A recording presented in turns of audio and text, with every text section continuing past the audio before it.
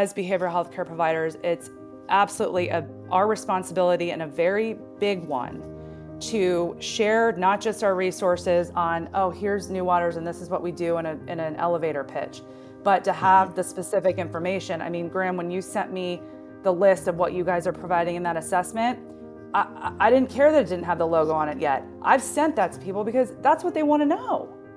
Right. They need to know that to send their loved one here, or to send their client here, or to send, and that's all that matters.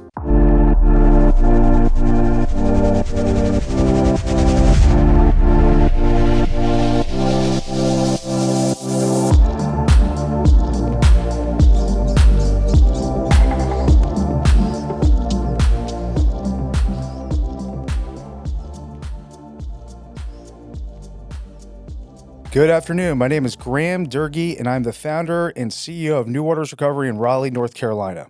Welcome to our weekly podcast, Finding New Waters. Our goal in creating Finding New Waters is to provide a resource for families to help navigate the complexities of supporting a loved one struggling with substance use or mental health. When we find ourselves in crisis due to one of these issues, most people have no idea where to turn. We hope to shed some light onto what is often the darkest hour for many families. Laura Kunz began working in the field of behavioral health care in 2009. Over the past 14 years, she's worked in various business development and leadership roles while representing several of the nation's top treatment providers. She's built partnerships with respected professionals and organizations inside and outside of the behavioral health industry. She's helped thousands of individuals and families in need and is a dedicated mental health advocate. In 2015, she founded a support group for parents of addicted children in her hometown of Cincinnati, Ohio, called Parents Helping Parents. She then served on the WCPO Heroin Task Force, where she authored several published articles on the opiate epidemic and its effects within communities. In 2017, Laura co-presented with the captain of Palm Beach County Fire Rescue to the International Downtown Association, educating city leaders across the world on community solutions to the opiate crisis. In 2020, Laura became the founder and co-chair of Jupiter Recovery Day, a local mental health awareness initiative. As a result, Laura was recognized in 2021 by the Palm Beach County Moms Collective as a Palm Beach County superhero. In addition to her community work, Laura has founded and led several successful behavioral health care networking groups, one of which is heading into its 9th consecutive year. For the last 8 years, Laura has proudly represented Futures Recovery Healthcare, a highly respected behavioral healthcare provider located in Tequesta, Florida. Currently, she oversees external relations and key partnerships on behalf of Futures and was recently named vice president of their newly launched sister company, Spirence. Laura has an education in organizational leadership from the University of Cincinnati and Penn State World Campus. She consistently participates in leadership and emotional health workshops in order to practice what she preaches as a mental health care leader. Laura strongly believes that self-awareness and proactive mental health are vital in the creation and maintenance of a healthy and productive workplace. So welcome, Laura. It is so nice to have you here. And obviously, we've got a lot of deep connections and have known each other for years. So nice to have you on the podcast today, and welcome to Finding New Waters. Thanks for having me. Of course. And we've got Dr. Hong here as well, who's our medical director here at New Waters Recovery. Hi, Dr. Good to meet you, Laura. Good to be here with you. Nice to meet you. Fantastic. Yep, it's an honor. So Laura, I wanted to kind of start today and just kind of give us a little bit of background on how did you get into this field? I find it always very interesting to understand, how people found their way into the behavioral health and mental health field, because it's just not something that a lot of people seek out. Oh, absolutely. I always love knowing that about people as well. And yeah, my story is pretty non-traditional. I didn't seek this. I didn't go to school for this. I sort of landed here and connected with it. So back in 2008, well, first of all, my background is sales and marketing. And I was in the residential real estate industry prior to relocating to South Florida in 2008. At that time, I was working for a water company. So we sold stainless steel and reverse osmosis water systems to healthcare, large healthcare systems, hotels. And back then, we were one of the only companies that we know of doing it. Now these machines are everywhere.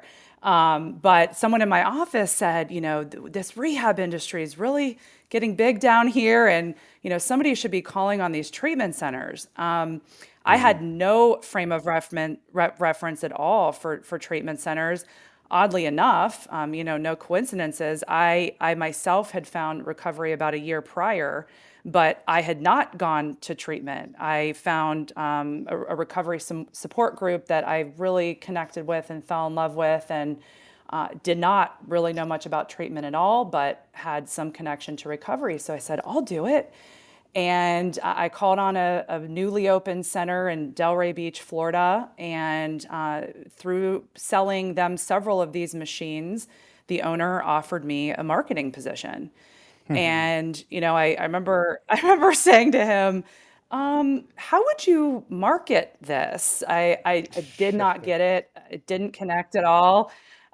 So I said, no, thank you. I'm happy with what I'm doing. And about a month later, I just, I don't know. I remembered the offer and I called him back and I said, I'd like to learn more about that.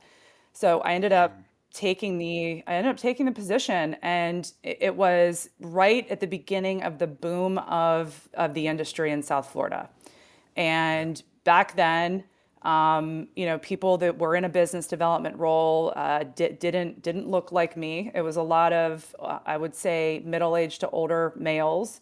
I had no idea what I was getting into in any sense of it, but had the connection to recovery and the commitment to learn. So, from then, I've been very blessed, and about a year and a half later, I found my way to a nationally recognized company that had 4 locations across the U.S. Was very well respected, and I worked on a team of people that just absolutely blew my mind. In order to even get that position, I had to write a 32-page business plan to interview. And they put me in front of their executive team, flew me up to Nashville, put me in front of their executive team, and I got the job. So that's how I stayed in I the like that. field, I would say. I was blessed to find my way to really quality providers right away. And Right. I've been blessed in my career to stay on that trajectory. I might steal that. I like that. Writing a 32-page business plan for your interview. Sounds like you could get some good info out of that. It's Oh my that's interesting. Lord. Yeah, I But had a PowerPoint and everything.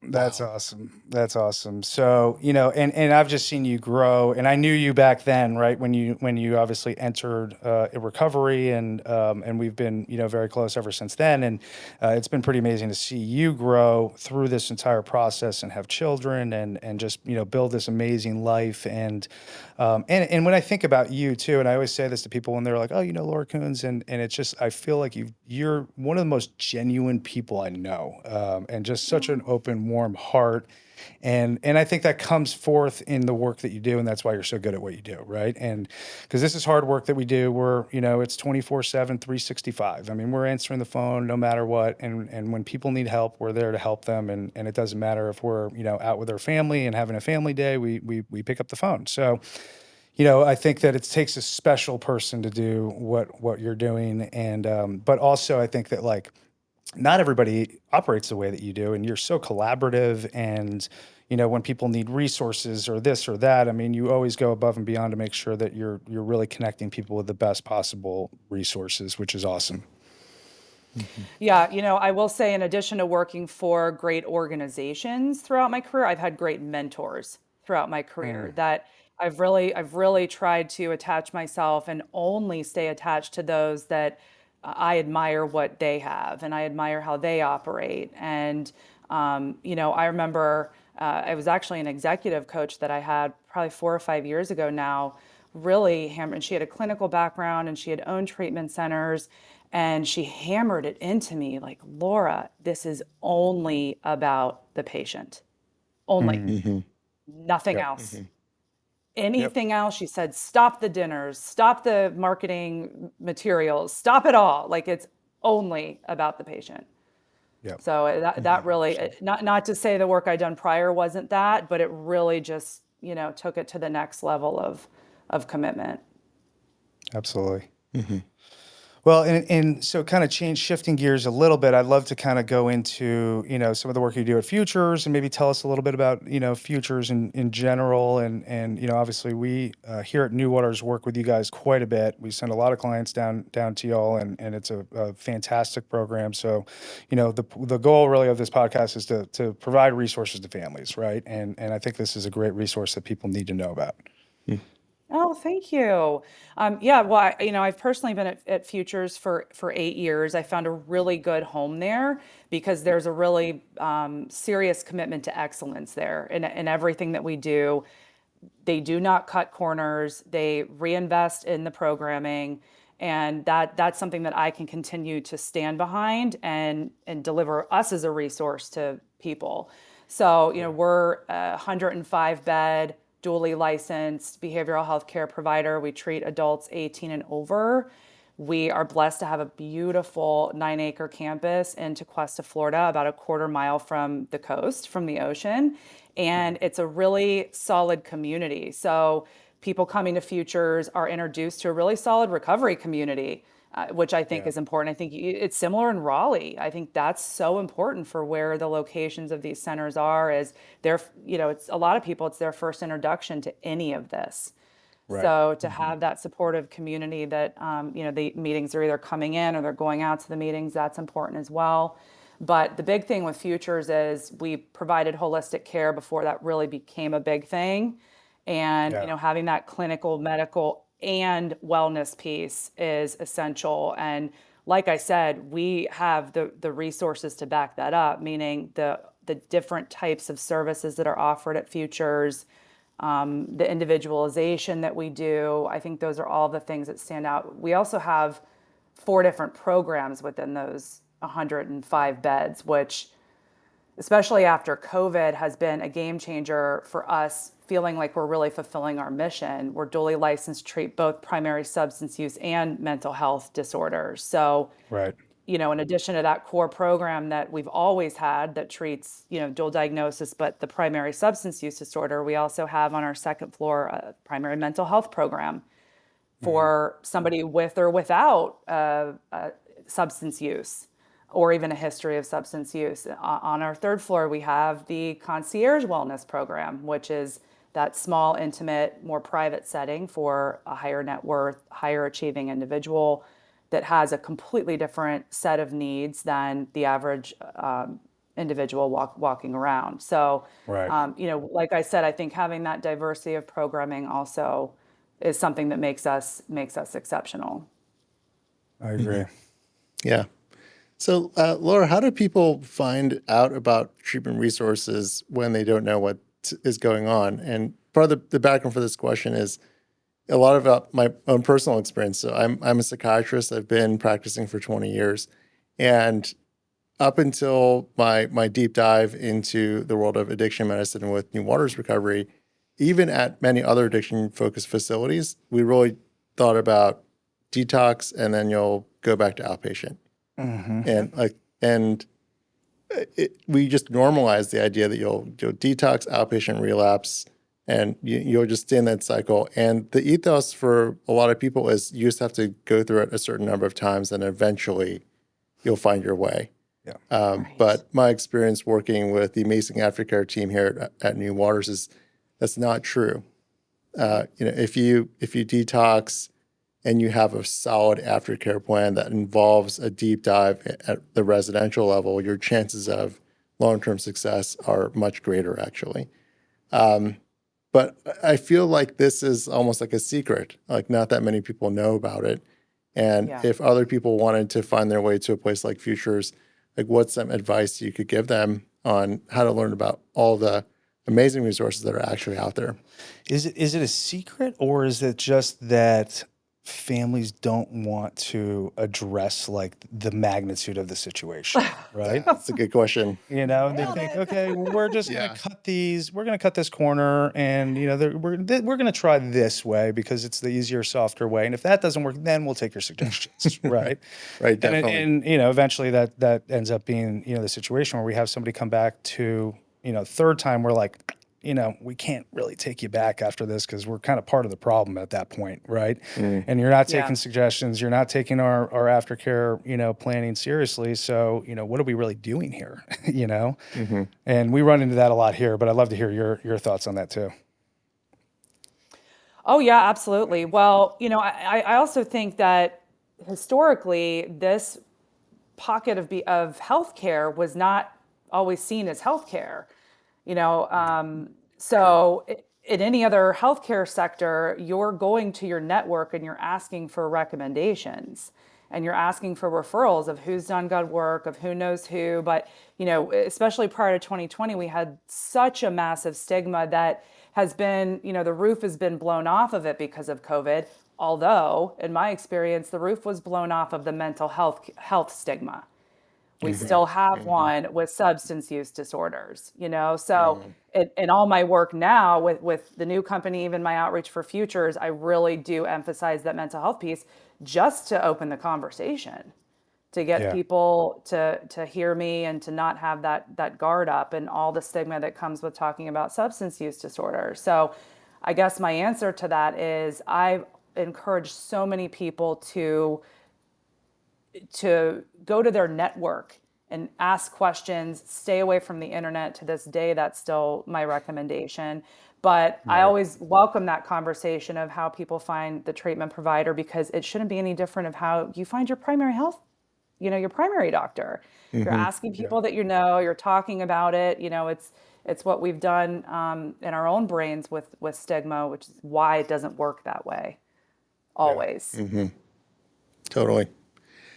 And when people do call the number, and I think that's one thing I'm really just like excited about with the podcast is we can just say, go to the website, call the admissions phone. Like any good treatment center will, if it's not a good fit for that center, they will help you go to another place. So call any Yeah. admissions line, they will help you, which is outrageous to me because Mhm. I didn't know that this was such a widely available resource. It seems hidden, but it's actually Yeah. just right there in front of all of us. And I think the podcast is just an opportunity to tell people, Google it, call the number. If it's not a good fit, a good program will help you find another program. Like Yeah. you got nothing to lose by reaching out. But that's the key. A good program will help you find another program, Yes, right? I So love you that. have to make sure that you're calling a good program, Right. because, Yep. we on a daily basis, we're just not a fit for people. But I don't get off the phone and say, sorry, wish you luck. It's okay, here's 4 other resources that are probably going to work better for you. And if that doesn't work, give me a call back, Absolutely. Yeah. Yes. And it's Yeah. important, and Graham, with what you and I have done all these years too, it's so nice to know somebody at that program to connect somebody to, you're 100%. being able to speak to it and having those resources in your arsenal that that you've asked questions about, that you're, paying attention to the work that they're doing, not just you like their logo or you met somebody at a conference, or you're asking questions about those other providers and being Yeah. responsible about it and really making the most specific and appropriate referral that you can. We talk about that all the time at Futures. I talk to my colleagues about that at Futures, our outreach team, that if your conversation's not focused on the specifics of what we're doing at Futures, it's the wrong conversation. People Yeah. need to know who to refer here. Sometimes they get one chance. Also, the professionals who are referring to programs like ours, those families are hiring them and they're investing a lot of time, a lot of money, and a lot of hope Yeah. that they're sending their loved one to the right place. So I think as behavioral health care providers, it's absolutely our responsibility, and a very big one, to share not just our resources on, oh, here's New Waters and this is what we do in an elevator pitch, but to have the specific information. I mean, Graham, when you sent me the list of what you guys are providing in that assessment, I didn't care that it didn't have the logo on it yet. I've sent that to people because that's what they want to know. Right. They need to know that to Yeah. send their loved one here, or to send their client here, or to send, and that's all that matters. Yeah. Yeah. So 100%. Yeah, it is. It's powerful, work that we do, and it's taxing, it's draining, and but it's amazing when you see that light turn back on in people's eyes. There's nothing better than that. So, Hmm. and that's why kind of the alumni work is so cool too, because we can see the clients come back and we can see them, living their life again and have this new lease on life, and it makes it all worth it. All those late nights. Oh So, my gosh, but totally. I would love to, talk a little bit about Spirence. And this is, your new venture that you've really launched at Futures, and it's a little bit different than kind of the typical treatment that we talk about on this podcast. So I would love to, but I think it's amazing benefit for corporations and companies and all that. So let's talk a little bit about that too. Yeah, no, I appreciate that. Spirence it was launched earlier this year. It is a sister company to Futures. So Futures is family owned by a family office, and they have a history in the military housing and off-campus student housing space. And at one point, I believe they were the largest owners of off-campus military housing and student housing, and they would specialize in building those large properties. Luxury and nice for the lower cost. And so when they decided they have a real passion for wellness and for recovery as a family. It was something that was very important to them to go help people. And so they launched Futures, which is under their is GMH Ventures. So they have the GMH communities, and then they have GMH Ventures now. So we're under Got the it. Ventures umbrella. And Futures is currently their only facility. They've owned and operated it for 11 years. And like I said, they've done it well. That's just their commitment to excellence. That's how they built their reputation in the military housing and still the reputation in the off-campus student housing space is their commitment to excellence. So they brought that into the behavioral healthcare space.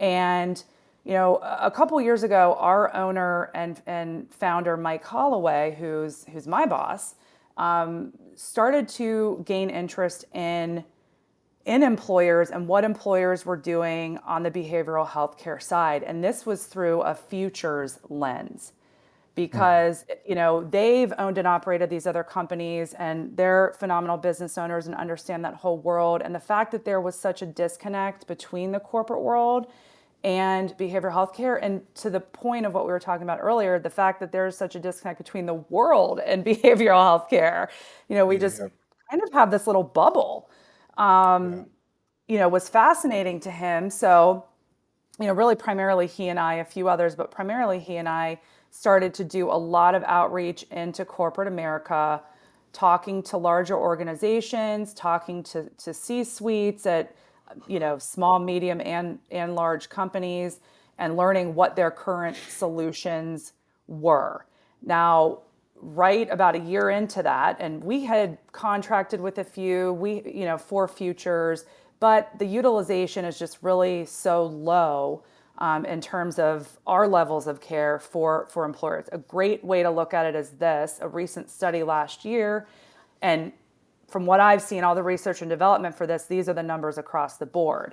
But 25% of the average employee base is in need of clinical services of some level. Hmm. So that's outpatient up to residential, up to acute care. 75% need the subclinical support. They need wellness services, they need education, they need prevention. Hmm. From that 25% that need clinical support, there's 25% of those that will actually be in a critical situation and need a resource like a Hmm. detox or need a resource like an acute care facility if it's mental health. So that's generally how it still looks. Hmm. Yeah. So prior to COVID, and all the research we were doing then, you would see companies having a solution for that 25%. They would have an EAP, which Hmm. provides outpatient clinical services. They can make recommendations to the higher level of care, but most were not investing in that other 75%. The stigma was still alive and well. We just need to stop the bleeding on the spending side when somebody does have a chronic issue. Same with any other chronic healthcare issue, and employers looking at that. They're identifying centers of excellence, say heart conditions, diabetes. They're just trying to stop the financial bleeding of their Right. healthcare plan for the individuals who have those chronic conditions. COVID hit, And and we most were, of these and most of these corporations are all self-funded plans, and these are large corporations. So obviously, that's a little bit of a different animal, in those situations. very much. They can write their Yeah. ticket in terms of what their healthcare looks like to employees. Yeah. But there was such a disconnect between our world, and still is, but we're getting there, and what they were offering to employees. So COVID hits, and it was so interesting because we were already a year into this, a year and a half into this when 2020 came around. So 2020 comes around, and it became a completely different conversation with the employers and organizations we were talking to prior, because mental health became the thing that every employer knew they needed to offer. We then saw the great resignation come in, and so you've got people resigning due to burnout. You have a whole new generation of employees, rock star employees coming out of colleges that are saying, what do these employee benefits look like? I want to be taken care of. I want work-life Hmm. balance. What are you doing for mental health? This whole new generation is very hot on mental health, which is amazing. You know, And they will ask, and they have no problem asking for what they no, want, no, right? they They're do they're not not. shy. Nope. Yep. And so they're really putting the pressure on, and forcing the hand of Yep. employers to create a more broad solution and look at that other 75%. So the evolution has gone like this. So it started, you've got the EAPs and they're focusing on that 25. Then you see the rise of these companies that are fairly comparable to Spirence, Mhm. and they're offering digital solutions. You've got Silicon Valley rushed into this space years ago, not years ago, but 4 or 5 years ago, and a few more, during COVID. And they're bringing behavioral healthcare experts on to build out their programming, but it really became then a digital, because if you're offering an employee benefit, it's to a large group. Mhm. Not always, you've got small, medium, and large companies, but the solution needs to be able to, excuse me, service a large group. Right. And we know what we do at Quality for the clinical side. That's not done at a low cost. I mean, there's a cost to good healthcare. So, Yeah. the rise of the digital era in this space, then took off, and still exists. And now we're seeing the conversations shift more. Here's an interesting statistic. So several studies at the end of last year as well showed that now we have 90% of employers who have expanded services for behavioral health and mental health for their employees. But then you still have, it was around 30% of employees saying they don't feel any more support from their employers. So you have the Mm. employers who put in the effort, but Yeah. that's because the 75% of them aren't going to utilize the therapy that's being offered. They're not Right. there. They're not there yet. They either Right. don't need it, they don't understand it. They'll call once, and it's their first experience with it, and it's too uncomfortable for them.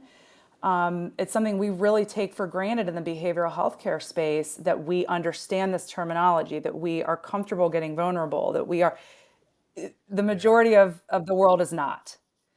Yeah. So, Spirence was created to bridge that gap. It was created for that 75%, Yeah. the subclinical services with our behavioral healthcare expertise infused in that. So it's a digital platform that they can access as part of their benefits, correct? With a library of seminars, or to talk us through like what's actually part of the service. Yeah, so we have 8 products total at Spirence, but we have 3 core products. It's our virtual mental well-being library. So that's over 100 educational modules on various cutting edge mental health topics like family That of you guys all origin, created. PTSD or Yeah. trauma. So, we're the sister company of Futures, and we have all of this wonderful talent and passion and expertise at Futures, not just in our full-time employees, but in our network and our contractors and so we tapped that, and they have helped us create this incredible library that, the part of that 75% of the population would watch a video on a topic like PTSD or trauma and better understand what they might need. Really, the goal is self-awareness. The goal is empowerment, and the goal is motivating them towards action, whatever that might look like for them. Yeah. Love it. That's great. Our other two products are the family educational webinars and support sessions. We have, like I said, these amazing resources at Futures with family support experts that have done this for 30 plus years, and it's their life's work and their passion. And so to be able to package that and really take the best of the best and feed that to the employee base, that's what we do. So they're offered weekly to the employers that sign on, and the employees can come in, and it's a webinar, so it's confidential, and we're giving them our best, the best of the best of behavioral health care, of what we've learned and what our Spirence team knows, and just trying to affect change. The final are, similar. We do the live and recorded webinars. So we strategically choose topics that we know most employees sitting at the average company are dealing with. They might not know it and their employer might not know it, but we know it because, we see it walk through our door 20 years later when it's not educated and prevented. So, we strategically choose those topics with some wellness and general workplace mental health topics mixed in. Yeah. Yeah. I think that's so great. What I see with insurance companies is they think that health is the absence of disease, right? And so anything less than a diagnostic disease is not a problem. But Yeah. this is like strange thinking because you have to believe that disease spontaneously comes out of nowhere, but it's probably been brewing over decades and decades and then finally becomes clinical. I mean, very similar to what we do in addiction medicine. If you drink one serving a day, is this an alcohol use disorder? Like technically, probably no. But for some reason, when it gets to 6, is this a problem? Probably. 12, definitely. Right. But how did you get to 12? Like what was going on in the years of your life before you got to that moment? And the insurance companies, they don't have any interest in doing things for you when you're in the 1 to 5 range. Yeah. Right. But once it's 6 or Right. more, okay, maybe now we'll start to pay for visits. Maybe now we'll start to pay for treatment. And so this is like your 75% here who's not really clinically clinical, Yep. but eventually they're going to become that 25% came from this 75%. So why not do things preventatively? Yeah. That's such a great example for that. And actually, one of our most popular videos in the library is sober curiosity and mindful drinking. Because if you think about it, the average person doesn't have the terminology to talk about what they might be going through, what they might be pondering, what they might be worrying about. That a loved one has a gambling problem, but they have, they can Google, but really hearing it from a clinician that's treated thousands of people with gambling addiction. So it's reaching them and giving them the language to talk about it, to even know what they need. Yes. So if they're tapping, say they're then going and tapping their network and saying, hey, I actually do think that I need therapy for this. Do you know anybody? Most people don't even know what this is. Right. They have no idea. Right. And even once you do therapy, what is a good therapist? Like, how do I make the most of my time with the therapist? So, like, in general, my sense of things is health literacy in general is so low, right? I mean, we talked about at the beginning, what not only is it hard to find good healthcare, many people are in denial that they need it, right? So they normalize, they minimize their problems. Uh, and a lot of it is actually they don't even know. Like they don't know that this behavior is actually a really big red flag that 5 years, 10 years down the line, they're going to have a huge health problem, like a huge health crisis that then leads to them calling the number and going for detox and going to residential. So, like, why not increase the health literacy of people so that they don't have all this suffering and all this loss? I was watching an interview with Peter Attia. Yeah, just wrote this incredible book called Outlive. And it sounds like he went to residential treatment for family of origin trauma in his 40s. And he says that it saved his life. Like he said, I would have died had I not gone to done that residential treatment for my family of origin trauma. But he didn't know that it was an issue for decades. Like he didn't know until he had a major crisis in life. And a lot of people don't even know that you can go to treatment for something like that. Totally. Right? I mean, Our it's, literacy is so low. Yes. yeah.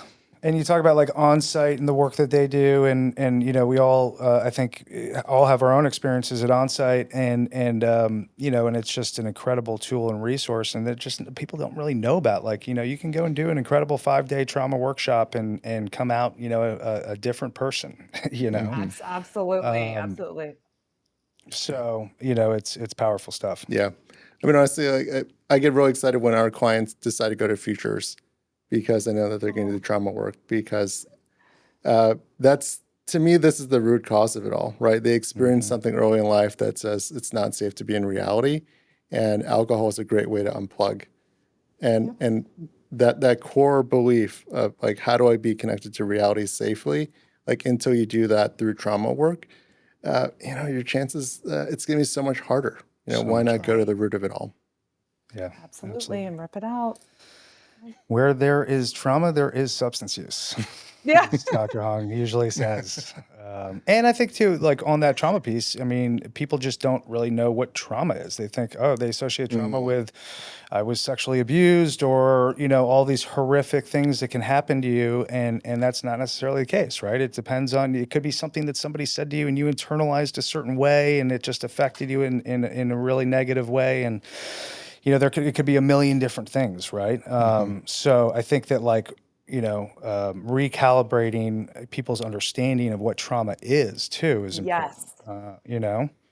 There's so much power in the educational piece, especially, in the setting that we're doing in an experience where it's done, it's on demand and it's self-paced and it's done in the privacy of their own home or office. So it's, they're being able to either having that space to digest it. It's not being forced on them in a conversation. It's not, I think that matters too. Giving people the autonomy to learn, giving people the space to learn it at their own pace and plant those seeds. I mean, I think about it, what we do every day, even at the levels of care at Futures and New Waters. And that's so much of what we're doing. We're planting the seeds. But to your point, Dr. Ong, I mean, it gets to the point where, somebody's so in it and so sick. And so, that I love your comment about not ignoring the red flags. And anyway. Yep. Yeah, it's just that it's normal. Like we live in a world where it's normal to have 100 red flags in your daily life, and like that's fine, right? That's life. Right.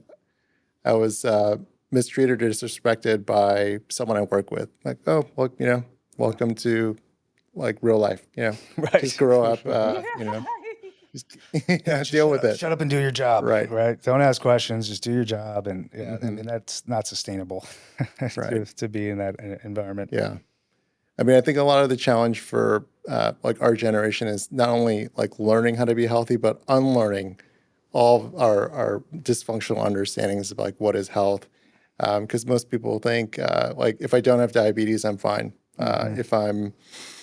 If I'm depressed, but I'm still going to work, I'm fine. Very common in men, right? So if I'm going to work, if I'm bringing home the paycheck, I'm good, right? Like that's all I need.